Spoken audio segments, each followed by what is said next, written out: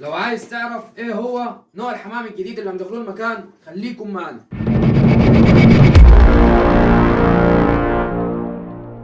ورجعنا لكم تاني من جديد. النهارده معانا نوع حمام هندخلوه عندنا المكان جديد. نوع الحمام ده احنا ما عندناش منه، هنبتدي ندخل منه ونبتدي نفرخ منه ان شاء الله، وربنا يكرمنا فيهم ان شاء الله. قول بسم الله ما شاء الله قبل ما تشوف اي حاجه، ادعي لنا بالبركه والزياده ان شاء الله. خليكم معنا، هنفتح الكرتونه مع بعض ونشوف ايه هو نوع الحمام الجديد.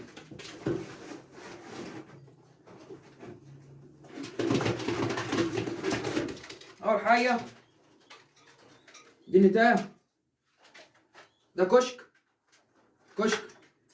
بكتاف زرقاء زي ما انتم شايفين المستوى. حاجه بسم الله ما شاء الله عليها يعني، سكه نشي برضه يعني. دي النتايه زي ما انتم شايفين. قولوا بسم الله ما شاء الله زي ما احنا شايفين مع بعض.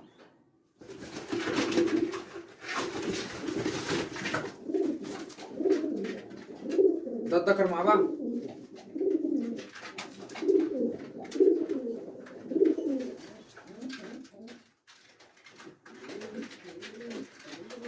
حمام محبوس ليه كتير في الكرتونه.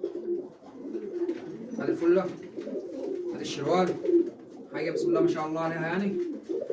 كتاف كامله زي ما انتم شايفين، حاجه ميداليه يعني قد كف اليد يعني. بص زي ما انتم شايفين، كرافته، البرنيطه، حاجه بسم الله ما شاء الله.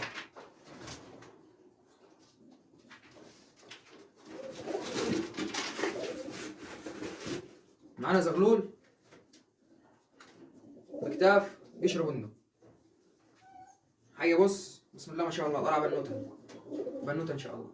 بص اهي ادي الكتاب، حاجه زي ما انتم شايفين يعني، حاجه بسم الله ما شاء الله. بستقبل الحمام ده ازاي؟ الحمام ده بياخد رافع مناعه لمده 5 ايام ويتعزل بره العشه بتاعتك. الحمام ده هيطلع في العزل دلوقتي، رافع مناعه ومضاد فيروسات، ولو عندك شويه فيتامينات معاك برضه حلو. اهو الذكر اشتغل برضه معانا اهو. ادعوا لنا بالبركه والزياده، واستنونا في فيديو جديد ان شاء الله مع بعضين.